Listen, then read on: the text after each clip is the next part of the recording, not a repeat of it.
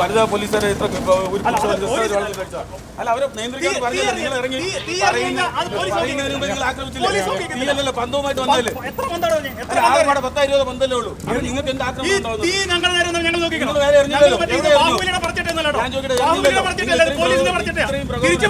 ഇത്രയും പ്രകോപനം കാണിക്കുന്ന